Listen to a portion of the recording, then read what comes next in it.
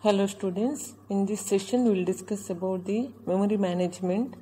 Memory management under Linux has two components. Under that, first one deals with allocating and freeing physical memory, that is pages, groups of pages and small blocks of memory. Second handles virtual memory, which is memory mapped into the address space of running processes. In this section, we describe these two components and then examines the mechanism by which the loadable components of a new program are brought into processor's virtual memory in space to an exec system call. Due to specific hardware characteristics, Linux separates physical memory into three different zones, identifying different regions of memory. The zones are identified as zone_DMA, zone_normal and zone_high_mem. Okay, we will discuss these different zones one by one. The relationship of zones and physical address on the Intel 80x86 architecture is shown in figure. Kernel maintains list of free pages for each zone. These zones are architecture specific. For example, on Intel 80x86 architecture, device can access the lower 16 MB of physical memory using DMA. On this system, first 16 MB of physical memory is zone_DMA. Zone_normal identifies physical memory that is mapped to the CPU's address space. This zone is used for most routine memory requests.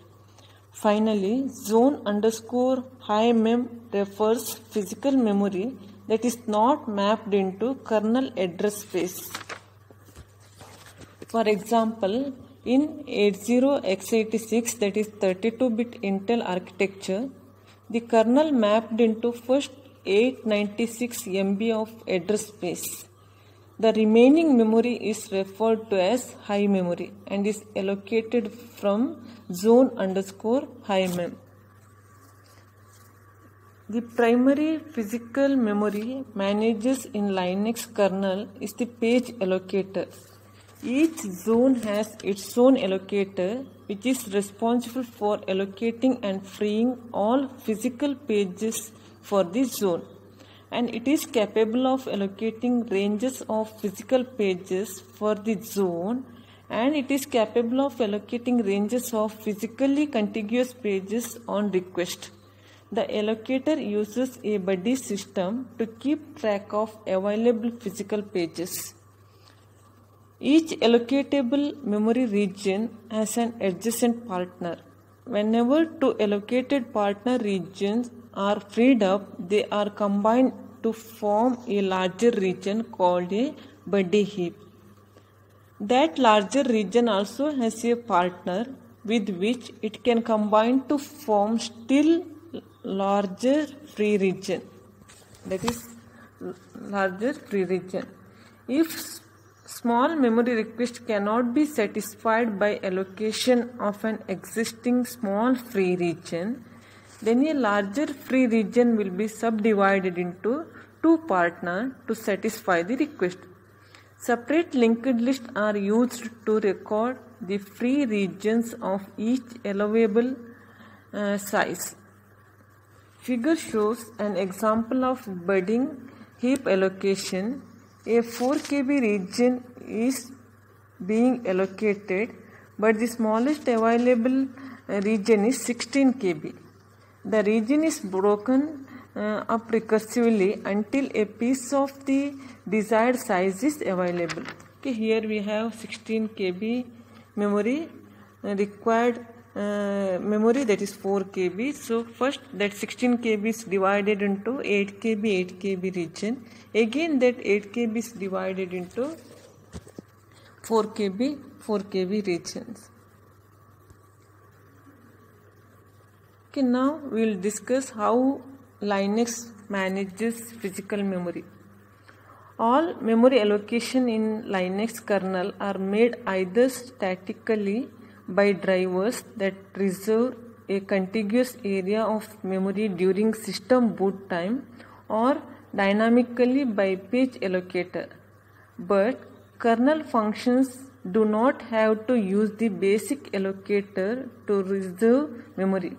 Several specialized memory management subsystems use the underlying page allocator to manage their own pools of memory. The allocator uses a buddy heap algorithm to keep track of available physical pages. Each allocatable memory region is paired with an adjacent partner. Whenever two allocated partner regions are both freed up, they are combined to form a larger region. If small memory request cannot be satisfied by allocating an existing small free region, then a larger free region will be subdivided into two partners to satisfy the request. Another strategy adopted by Linux for allocating memory for kernel data is slab allocation. Okay, now what is slab allocation? A slab is used for allocating memory for kernel data structures and is made up of one or more physical contiguous pages. A cache consists of one or more slabs and there is a single cache for each unique kernel data structures. For example, a cache for data structure representing process descriptor, a cache for file objects, a cache for semaphores and so forth.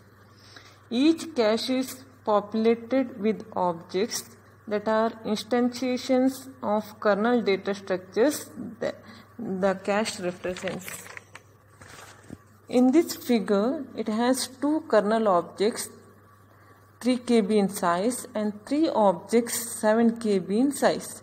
These objects are stored in the respective cache for 3 KB and 7 KB objects. The slab allocation algorithm uses cache to store kernel objects. When a cache is created, a number of objects which are initially marked as free are allocated to the cache. The number of objects in the cache depends on the size of the associated slab. When a new object for kernel data structure is needed, the allocator can assign any free object from the cache to satisfy the request. The object assigned from the cache is marked as used. In Linux, a slab may be in one of the three possible states.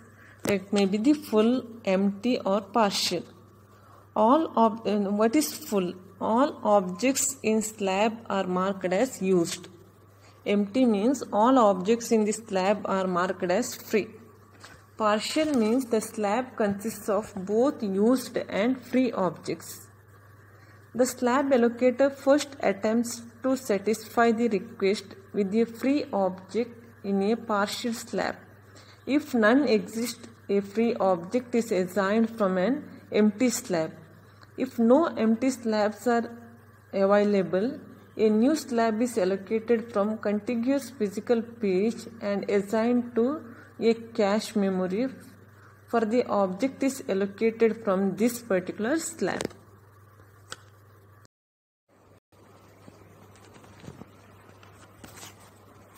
Okay, now we will discuss about virtual memory. The Linux virtual memory system is responsible for maintaining the address space visible to each process. It creates pages of virtual memory on demand and manages the loading of those pages from disk or their swapping back out to disk as required. Under Linux, the Virtual Memory Manager maintains two separate views of processes' address space.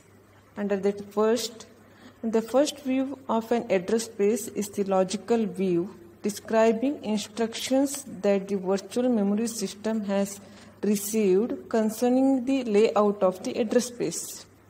In this view, the address space consists of a set of non-overlapping regions, each region representing a continuous page-aligned subset of the address space. The kernel also maintains a second physical view of each address space. This view is stored in the hardware page tables for the process. The page table entries determine the exact current location of each page of virtual memory, whether it is on disk or in physical memory.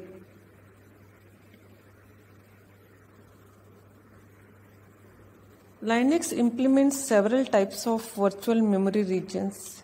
The first property that characterizes a type of virtual memory is the backing store of the region, which describes where the pages for region come from. Most memory regions are backed either by file or nothing. The region backed by nothing is the simplest type of virtual memory, such as region represents demand zero memory. The virtual memory region is also defined by its reactions to write. The mapping of a region into processes address space can be either private or shared. If a process writes to a privately mapped region, then the pager detects that a copy on write is necessary to keep the changes local to the process. If writes to a shared region result in updating the object mapped into that region so that the change will be visible immediately to any other process that is mapping that object. The kernel will create a new virtual address space in two situations. First one, when a process runs a new program with the exec system call, and second one on creation of a new process by fork system call. The first case is easy. When a new program is executed, the process is given a new completely empty virtual address space. The second case, creating a new process with fork, involves creating a complete copy of the existing process virtual address space. The kernel copies the parent process's virtual memory descriptors that creates a new set of page tables for the child. The parent's page tables are copied directly into child's with the reference count of each page covered being incremented. After the fork, the parent and child share the same physical pages of memory in the address space. An important task for virtual memory system is to reallocate pages of memory from physical memory out to disk when that memory is needed. The paging system can be divided into two sections. First, the policy algorithm decides which pages to write out to disk and when to write them. Second, the paging mechanism carries out the transfer and pages data back into physical memory when they are needed again. Now, here, Linux reserves for its own internal use a constant architecture dependent region of the virtual address space of every process. The page table entries that map to these kernel pages are marked as protected.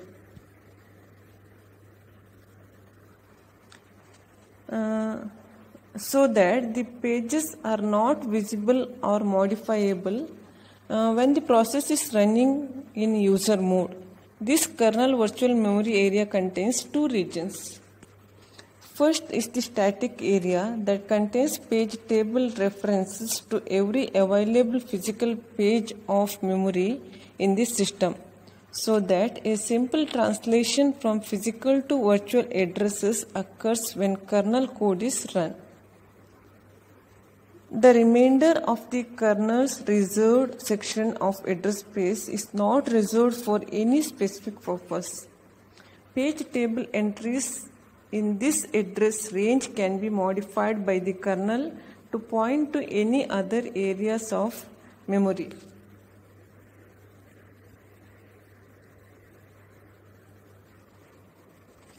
The Linux kernel execution of user program is triggered by a call to exec system call.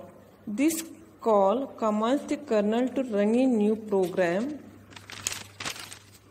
within the current process, completely overwriting the current execution context with the initial context of the new program. There is no single routine in Linux for loading a new program. Instead, Linux maintains a table of possible loader functions, and it gives each such functions the opportunity to try loading the given file when an exec system call is made. Older Linux kernel understood the a.out format for binary files. Newer Linux system use the more modern ELF format. ELF has a number of advantages over a.out, including flexibility and extensibility. An ELF format binary file consists of a header followed by several page-aligned sections.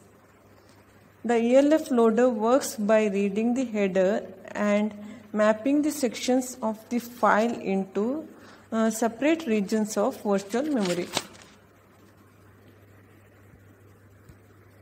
Here, the figure shows typical layout of memory regions set up by the ELF loader. In reserved region at the end of the address space sits the kernel in its own privileged region of virtual memory, inaccessible to the normal user mode programs. The rest of virtual memory is available to applications. The loader's job is to set up the initial memory mapping to allow the execution of the program.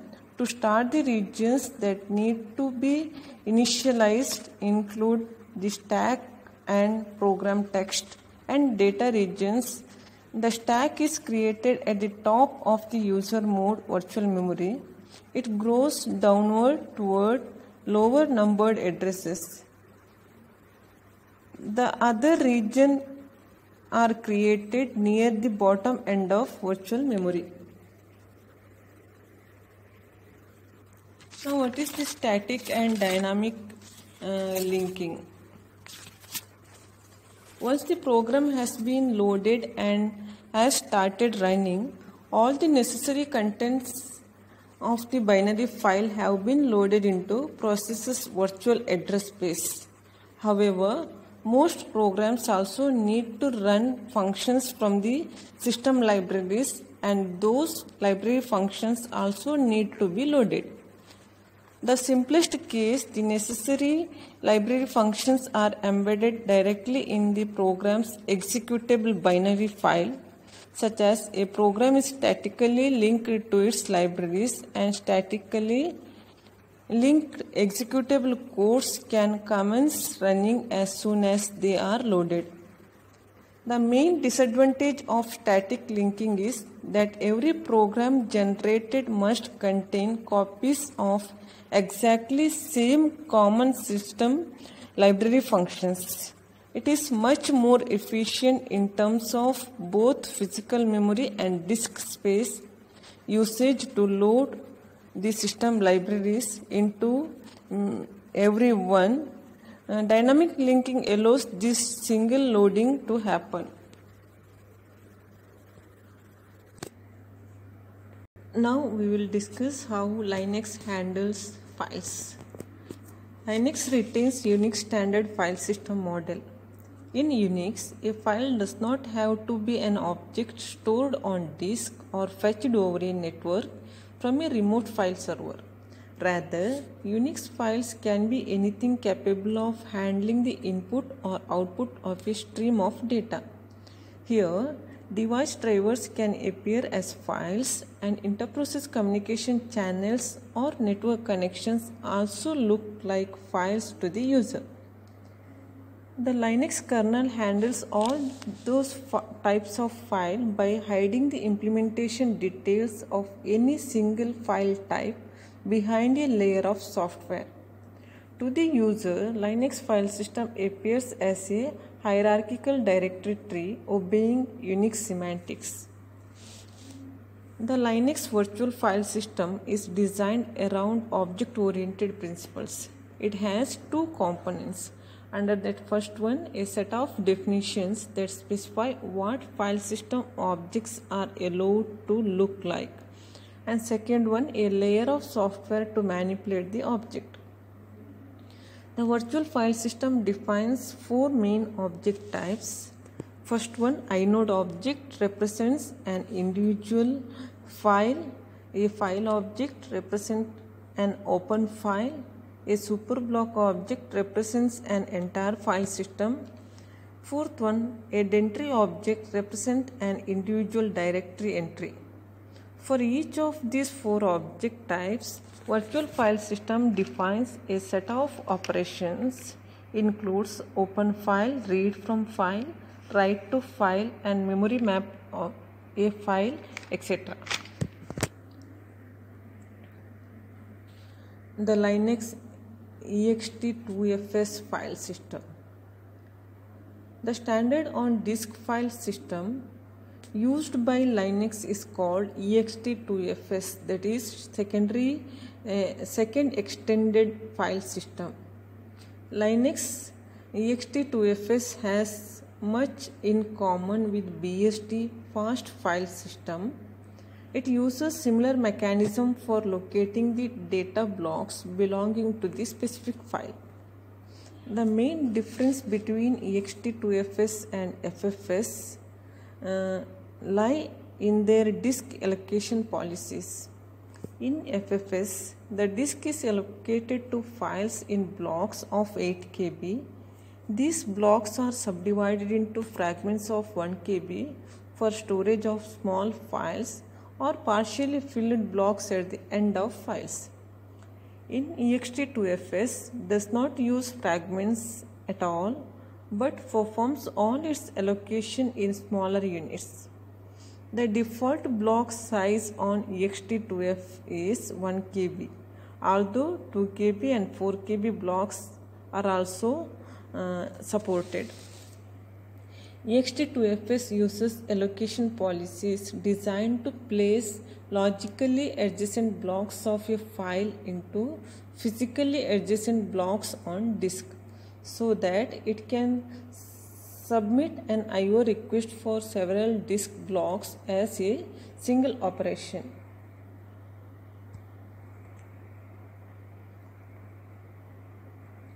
Okay, this figure shows the allocation policies.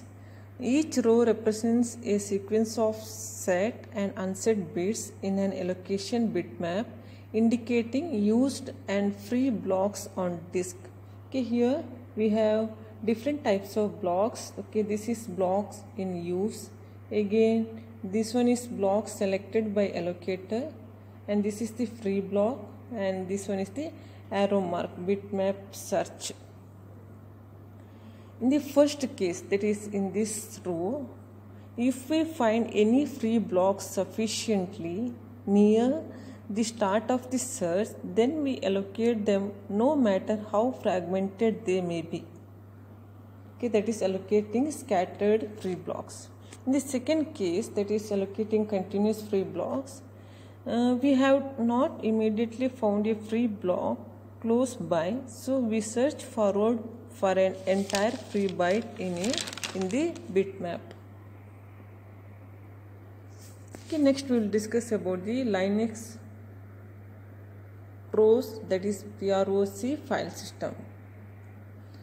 The flexibility of the Linux virtual file system enables us to implement a file system that does not store data persistently at all, but rather simply provides an interface to some other functionality. The Linux process file system, known as the POR file system, whose contents are not actually stored anywhere but are completed on demand according to user file I/O request. The PROS file system must implement two things: a directory structure and file contents within it. The PROS file system must define a unique and persistent inode number for each directory and associated files. Once such a mapping exists, it can use this inode number to identify just what operation is required when a user tries to read from a particular file. Inode or to perform a lookup in a particular directory inode. When a data are read from one of these files, the PROS file system will collect the appropriate information, format it into textual form and place it onto the requesting process read buffer.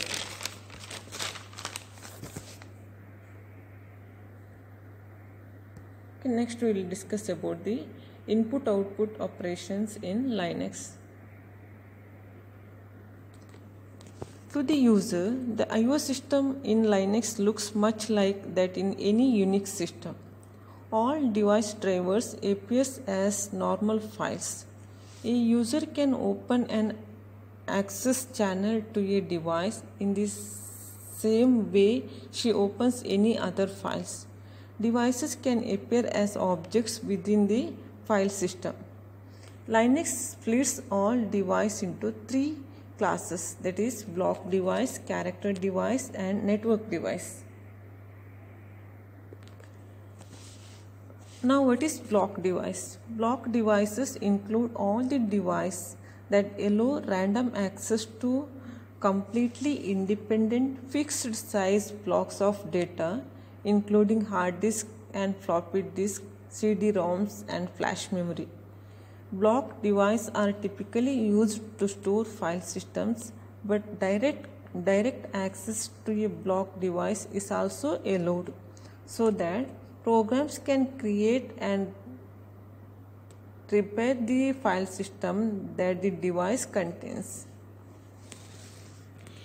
Applications can also access those block devices directly if they wish. And second one is the character device. Character device include most other devices such as mouse and keyboard. The fundamental difference between block and character device is random access block device may be accessed randomly, while character devices are only accessed serially. Okay, last class, that is network device. Network device are deals with differently from block and character devices. User cannot directly transfer data to network device. Instead, they must communicate indirectly by opening a connections to the kernel's network system. Okay, next we will discuss about the inter-process communications in Linux. Unix provides a good environment for processes to communicate with each other. Like Unix, Linux informs process that an event has occurred via signals. Signals can be start from any process to any other processes, but there are a limited number of signals are available and they cannot carry information. Only the fact that a signal occurred is available to a process. Signals are not generated only by processes. The kernel also generates signals internally. For example, it can send signal to a server process when data arrive on a network channel, to a parent process when a child terminates. Internally, Linux kernel does not use signals to communicate with process running in kernel mode. Rather, communication about incoming asynchronous events within the kernel is performed through the use of scheduling states and wait queue structure. Linux offers several mechanisms for passing data among processes. The standard Unix pipe mechanism allows a child process to inherit a communication channel from its parent. Data written to one end of the pipe can be read at the other end. Two other methods of sharing data among processes are available. Under the first one, first, shared memory offers an extremely fast way to communicate large or small amount of data. Any data written by one process to a shared memory region can be read immediately by another process that has mapped that region into its address space. The main disadvantage of shared memory is that on its own it offers no synchronization. Shared memory becomes particularly powerful when used in conjunction with another interprocess communication mechanism that provides the missing synchronization. Thank you.